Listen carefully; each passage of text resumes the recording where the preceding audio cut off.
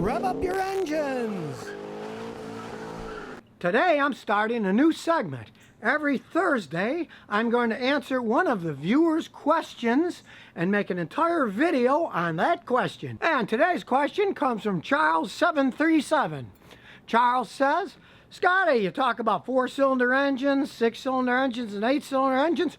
What about 3-cylinder engines? Well, I know an awful lot about 3-cylinder engines because I was always into motorcycles. And when I was young, in 1969, Triumph came out with their Trident, which was a 3-cylinder motorcycle engine, which kind of revolutionized things, at least for the British. But within a year or so, Honda came out with a 750 4-cylinder engine, and that blew away the Triumph 3-cylinder 750.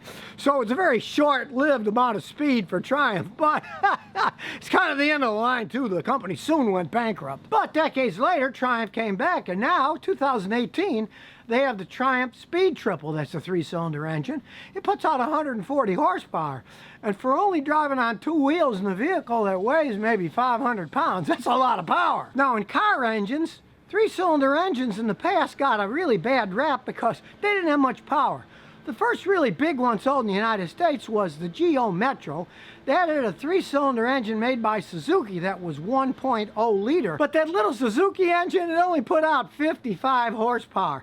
They could barely get out of their own way, especially if they had an automatic transmission. And those Metros, they tended to shake and idle because the 3-cylinder engine isn't inherently all that well balanced, at least the old ones weren't. But if you're talking about modern 3-cylinder engines, like this Ford Ecosport, it's got a 3-cylinder engine, but guess how many horsepower it puts out? And we're sitting here and drive, this thing idles really smooth. It's not shaking. You can see on the tach, it's not wavering, the engine's not shaking. I don't feel any vibration in the steering wheel. With modern advancements in metallurgy, engine design, fuel injection design, these modern 1.0 3-cylinder engines are a far cry from that little 55 horsepower washing machine that the Geo Metros had in them. Now this one that Ford has, you can see it's got 3 cylinders, 1, 2, 3, but it also has gasoline direct injection, which makes it have the most power and burn fuel the most efficiently. Plus it has a very advanced turbocharged system.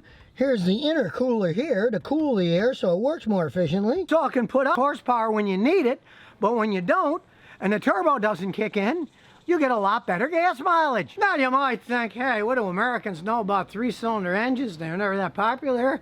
Well, check out this Ford 3-cylinder engine. As you can see right here, it's made in the Craiova engine plant, which is in Romania. The Europeans have been into 3-cylinder engines for quite some time, so that thing comes from Europe. They need gas saving and they want power.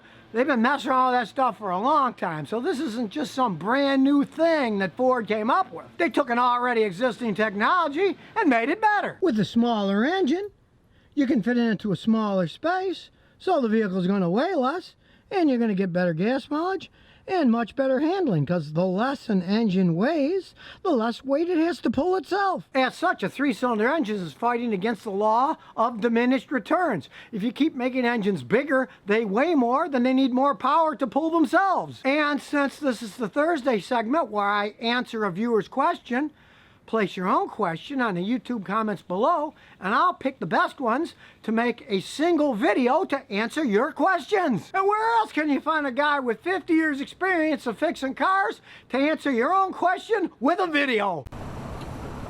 So if you never want to miss another one of my new car repair videos, remember to ring that bell.